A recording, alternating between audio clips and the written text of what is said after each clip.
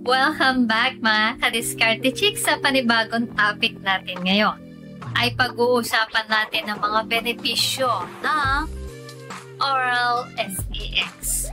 But before we start, paalala lang po na ang video na ito is for adults only. So kung bata ka pa lang, ay lumipat ka na lang ng ibang channel na pangbata.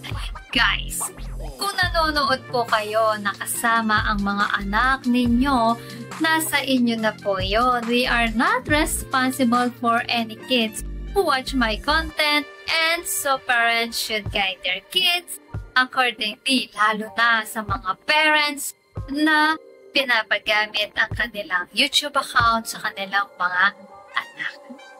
Kaya tuwala ng paligoy-ligoy pa, tara na at simulan na natin.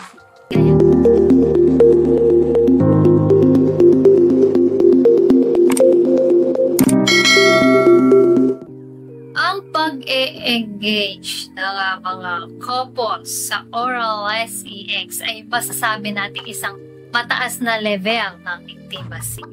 So ano nga ba ang mga benepisyo nito? Kapag isinama ninyo ito sa inyong intimacy, pero bago po ang lahat, i-emphasize ko lang po na mahalagang pag-usapan ito ng may paggalang sa isa't isa. Ang video na ito ay para sa karagdagang kaalaman or for educational purposes. Number 1, mataas na level ng intimacy. Ang oral sex ay masasabing isa sa pinakamataas na antas na pagsasamahan ng mga mag-partner, sapagkat hindi ito basta-basta ang ginagawa na kung sino man, lalo na hindi naman malalim ang kanilang relasyon pa sa isa't isa. Dito ay makikita ang tiwala ng isa't isa para ipaubaya ang pagbibigay kaligayahan sa inyong partner. Number 2, nagdadagdag ng mas matinding kaligayahan sa isa't isa. Ang oral sex ay masasabi nga masigit pa sa foreplay, sapagkat mas malalim ang kaligayahan sa tatanggap dito at naibibigay ninyo sa isa't isa. Maraming mga mag-partners ang talagang nag-e-enjoy dito at sa kaligayahang natatanggap at binibigay nila sa isa't isa. Number 3, kakaibang routine. Ang pag-e-engage sa oral sex ay nakakadagdag sa bilang ng inyong posisyon.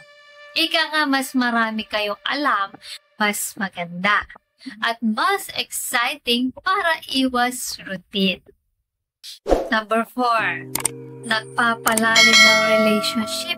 Kapag ginagawa nyo ang oral sex, kinakailangan gabayan ninyo ang isa't isa sa kung ano ang gusto ninyo at ano ang ayaw ninyo sa ginagawa ng partner ninyo. Dahil dito ay nadadagdagan ng unawaan ninyo sa isa't isa. Number 5, magandang pamparelax. Ang pag-e-engage sa oral sex ay isang magandang paraan para ma-relax ninyo ang isa't isa, sapagkat po pwede ito mag-release ng happy hormone sa ating partner. So in a way, this is good for the health. Oops! Pero bago tayo magpatuloy, kung hindi ka pa nakakapag-subscribe, baka naman, i-hit mo ng subscribe button.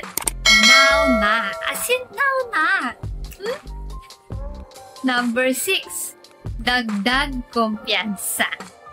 Kapag ang focus ninyo, kapag nakikipag-oral sex kayo ay para makapagbigay ligaya sa inyong partner. At kapag nagampanan naman ninyo ito ay syempre, feeling proud na rin kayo. So, nadadagdagan ang inyong kumpiyansa sa sarili ninyo na pasiyahin ang inyong partner. So yan mga ka-Diskarte Chicks, ang 6 benefits ng pakikipag-oral sex. idadagdag ko lang po na bago kayo mag-engage sa ganitong gawain, ay kinakailangan ng mutual consent ng isang isa. Siyempre, panatilihin ng respeto at always practice cleanliness and safety para iwas sa sakit. Sana ay may natutunan po kayo sa video natin ngayon. Guys, abangan nyo po ang next video po natin.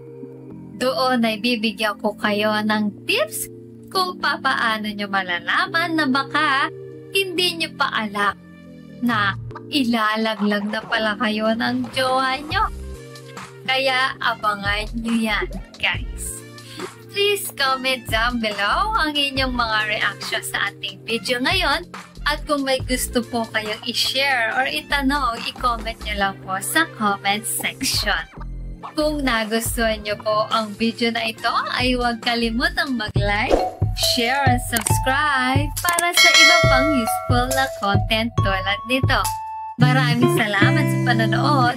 Hanggang sa susunod na video, ingat kayo palagi. Let's spread love.